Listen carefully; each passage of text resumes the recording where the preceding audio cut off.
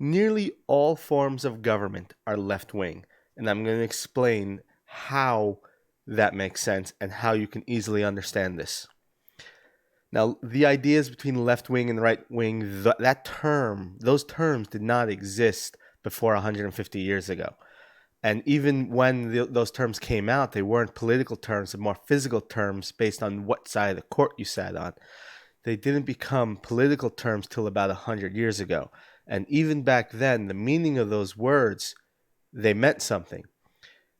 And it's actually very simple. To be on the left means to believe that the needs of the many outweigh the needs of the few. I'm sure you've heard that in Star Trek before. To be on the right, however, is the exact opposite. The idea that the individual is the greatest minority and that minority must be protected, especially from the whims of the collective. Collectivism versus individualism. That's what left and right is. Anything beyond that is obfuscation. So I'm sure you have seen that 4-quadrant chart where it's got, liberalism, conservatism, authoritarianism, and libertarianism in the 4 quadrants. But that chart doesn't make sense because liberalism and conservatism are not opposite terms. They don't even register on the same chart. One is a need to stick to a status quo, and the other is about liberty. They're not the same because if your status quo is liberty, that means you can be a liberal conservative. So those are not opposite terms, and they should absolutely never be put on opposite terms. I am a liberal conservative. Where would you put me on that chart? You can't, because those terms don't make sense on opposite ends, because that's not the meaning of the word liberalism or conservatism. So if we get rid of those terms completely, what we're left is authoritarianism and libertarianism. But of course, that libertarianism word is just rooted in liberalism. The only reason that word exists is because people have co-opted that word liberalism to mean a different thing. So people who were actually liberal had to come up with new terms to describe what they are. Some people call themselves classical liberal. They're still using that word. Some people call themselves libertarian. It's still the same word. It's the same root. So let's ignore those two terms for this video. I'll talk about conservatism and liberalism in a future video. For now, I want to talk about left versus right, collectivism versus individualism. Now, when we talk about left and right, we're never talking about absolute left or absolute right, because the absolutes are the extremes. If you go all the way to the left, you have absolute order. If you go all the way to the right, you have absolute anarchy. Anarchy, a Latin word meaning lack of order. Either way, they're both chaos. And so most people are actually in the middle somewhere. They're centrist with varying degrees of more order or more individualism, more order or more chaos in their lives, more collectivism or more individualism. And where you are on how far you stray from the middle point determines whether you are on the left or on the right. And as I said, we're talking about collectivism versus individualism. So left and right. If you were to go to, let's say, Wikipedia and look up what the definition of right wing is, they would probably say something along the lines of a highly regimented society focused on nationalism. Let's break that down.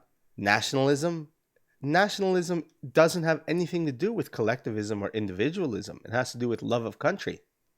That's why there are right-wing nationalists and there are left-wing nationalists. Gandhi was a left-wing nationalist. Let's see, who's that guy in Africa? Nelson Mandela was a left-wing nationalist. Then you have, who's the guy from Colombia? I can't remember his name. Anyway, he was a right-wing nationalist. I'm not going to talk about Hitler because in my eyes he's left-wing, but there are people who are going to dispute it. But let's talk about that highly regimented society. Regimentation is a sense of order.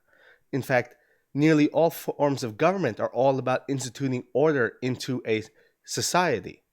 So most forms of government are left wing because it's about adding order. So when we talk about things like socialism, communism, fascism, Wikipedia will probably tell you that fascism is right wing. But what is fascism? It's a highly regimented society where the governments and businesses work together to control the people. That's what fascism is. What is socialism? Socialism is a highly regimented society where the government owns control of the businesses and the means of production.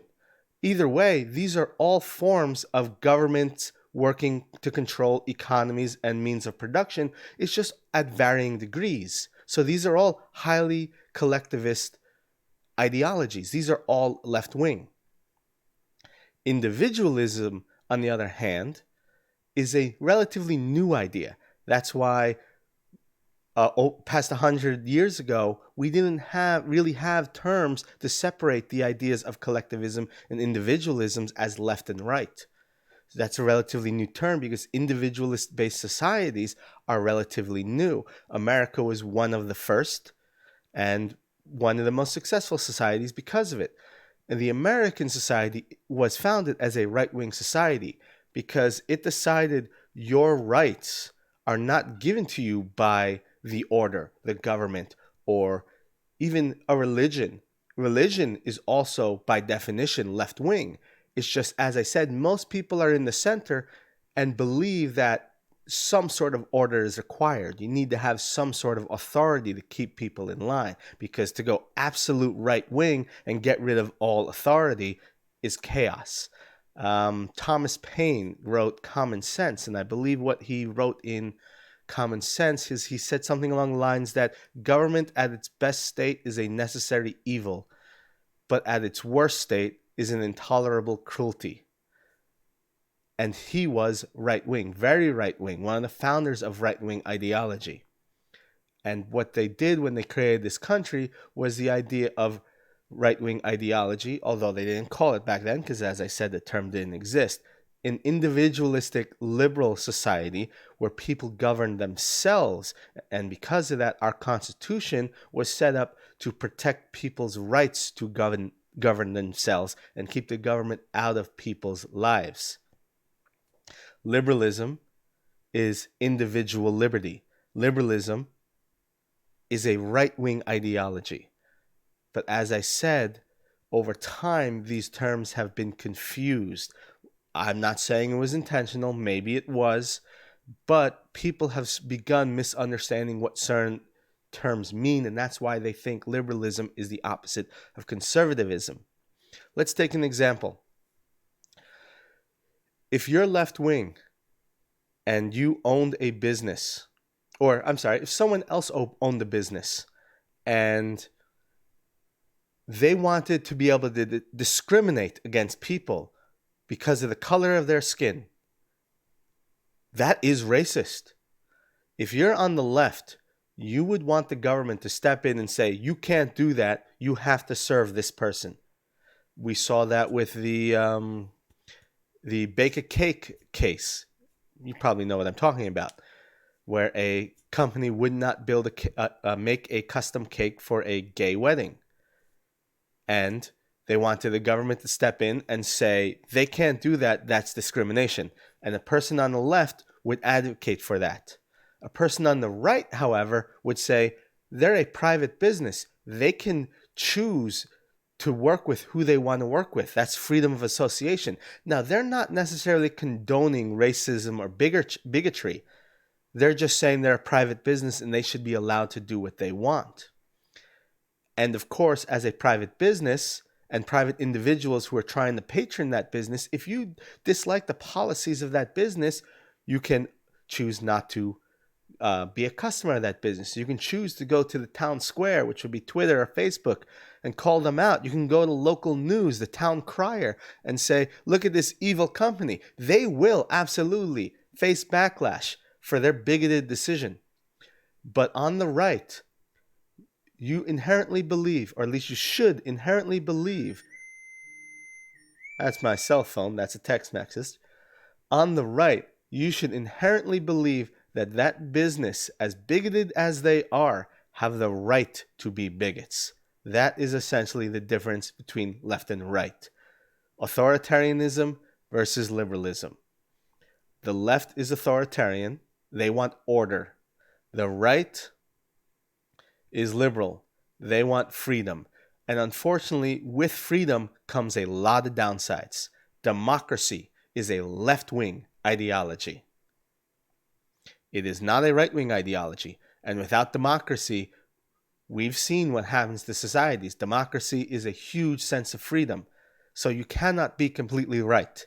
But of course, you cannot be completely left because left-wing ideology is inherently authoritarian.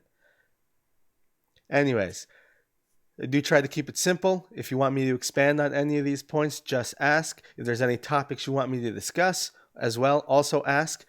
And if you're listening and you want to know more, here's some reading homework. Pick up Thomas Paine's Common Sense and read it. Anyways, have a good night, and I'll see you all in the next video.